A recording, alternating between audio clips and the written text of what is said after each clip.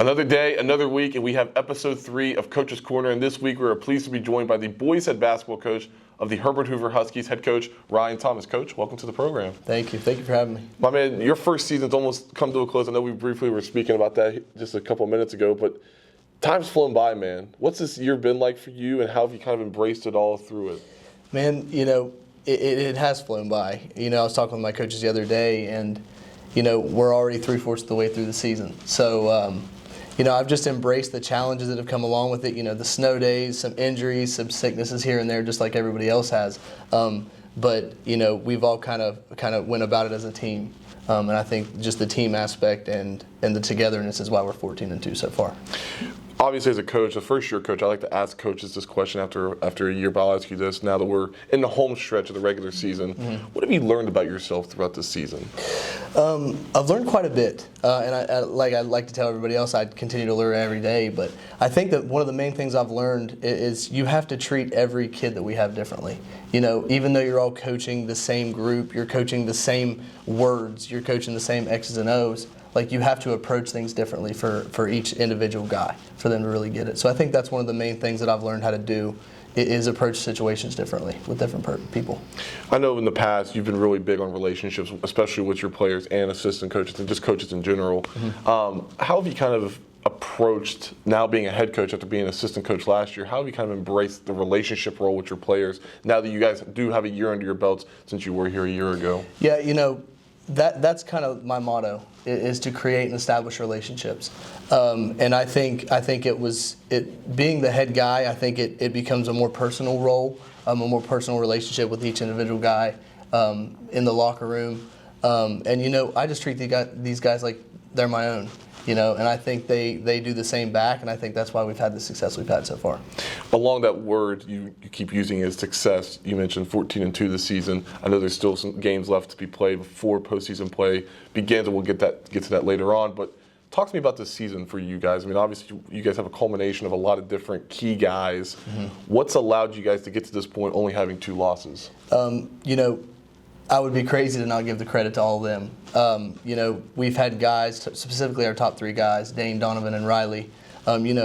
My top 2 guys have been there. They're seniors this year. They've been to the state tournament twice. They know what it takes, and they've kind of led the mission. And everybody else has just followed suit, and they're doing what it takes to win. But we really just we focus on team. And I think that's what's got us here so far, and that's what we're going to continue to do.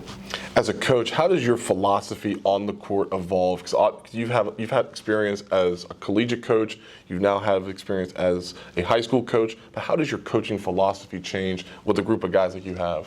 One of the things that I was thinking about before the season is, we've got scores. We've got guys that can really shoot the basketball. We got guys that can put up a lot of numbers. So our focus this year was really on the defensive end. Unless things have changed, as of last week, we were number 2 in the state in AAA in points allowed per game. So we've kind of honed in on our defense, help side communication, and different things like that. And our scoring has kind of come second to that. I like to say that our defense has won us most of our games this year, and hopefully if we can get our scoring to come around like we did on Friday, we're going to be tough to beat come down the stretch. Well, from your standpoint, what makes a good collective defensive unit as successful as they can be? I mean, first you've got to have guys that are willing to do anything it takes. You've got to have guys that are willing to step out of their comfort zone. If that's screaming ball, or if that's diving on the floor, taking charges, and we've got that unit. We've got guys that do what it takes to get the stop defensively or to get the rebound. But yeah, just getting outside of that comfort zone. Foundationally, how have you kind of seen the foundation and the culture you're wanting to build here at Herbert Hoover kind of grow and develop throughout this year? Again, I think it starts with our head guys, our leaders, our seniors, our juniors. They've taken this season the way that it should go. And I think a lot of our younger guys see that, and they're ready to follow that. So just the leadership standpoint, I can't say enough about our guys. I mentioned this home stretch. You have 6 games to end the season. Games against Nitro this evening. You'll play Ripley here in a couple of days. You'll play Winfield twice. This is not an easy stretch before we get into postseason play. What do you want to see from your group heading into this home stretch? every coach wants their guys to be playing their best basketball to end the season. And the good thing about it is we're not going to have a choice. Like we were talking about earlier, we've got Nitro tonight, Ripley Friday, we've got Wayne, and then Winfield twice. So we've got 5 of our 6 games are against top 10 teams in AAA. So we're really entering the gauntlet right before regional play. So just playing our best ball, guys playing together, and continuing to play the defense that we were able to play will put us in positions to win. I was going to hold off on asking this until the end, but you mentioned this Class AAA field. It just seems like this is a loaded Class AAA field. I know I talked with Austin Lowe back on our first episode about this Class AAA field. You guys actually have one of the teams that have won 2 or more titles since the adoption of the 4-class system in Shady Spring in your region. Mm-hmm. But from your perspective, being a first-year guy, this is a very difficult field and very difficult class in Class AAA. Yeah. I'm big on looking at scores. I get on the SSAC website. I'm always looking at scores. I'm looking at who we've beat, how bad we've beat them, and other teams, how bad they beat the same team. But there's no real relationship there. Everybody's beating everybody. I think there's 20 teams that could win a state title this year. It's just a really, really solid AAA field. So it's going to take everything for us to get back to the state tournament and win one.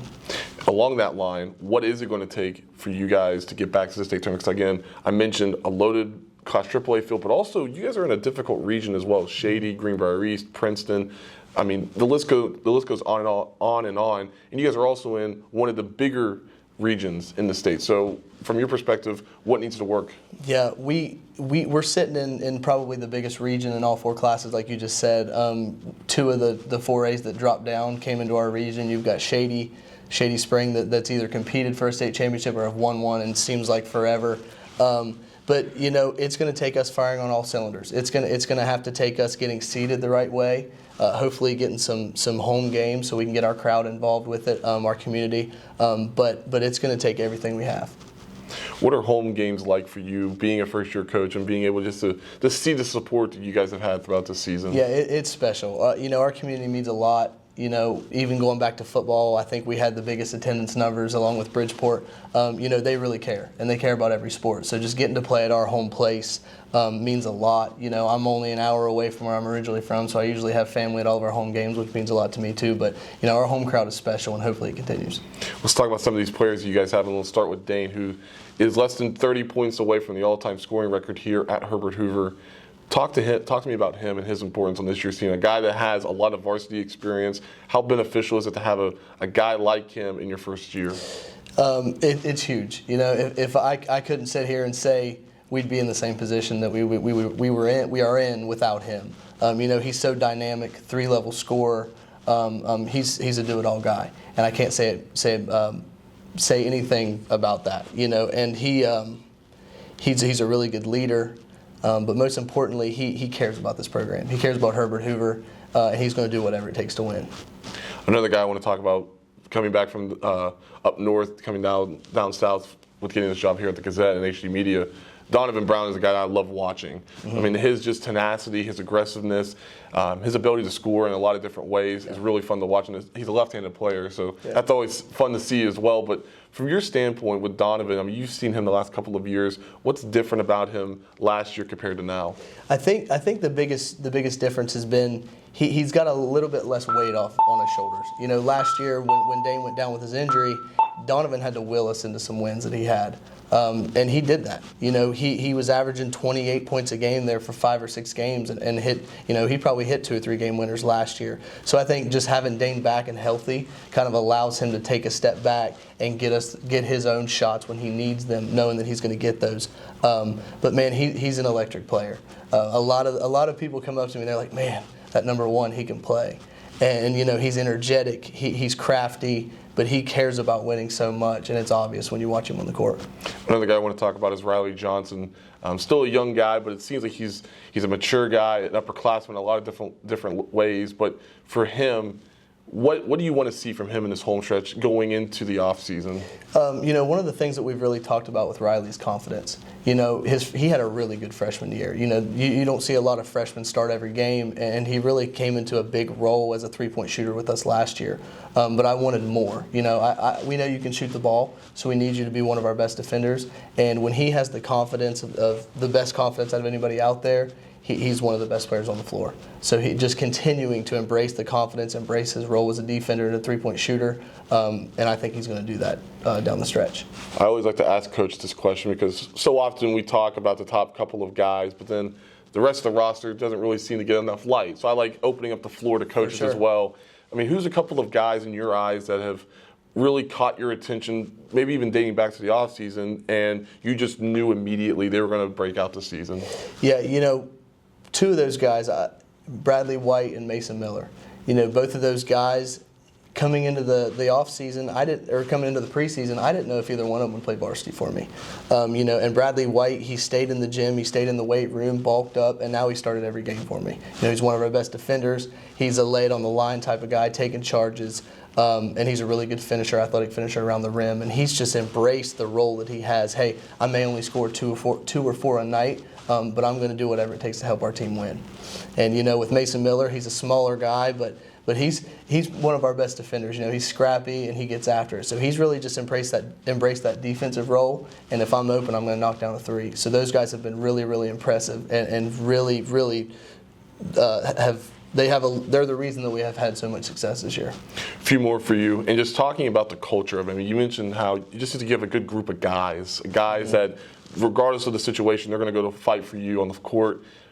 What does that mean for you as a coach? Because so often in today's world, you may see that, you may not see that, but from your standpoint, having guys like that want to go to war for you on the floor, what does that mean for you?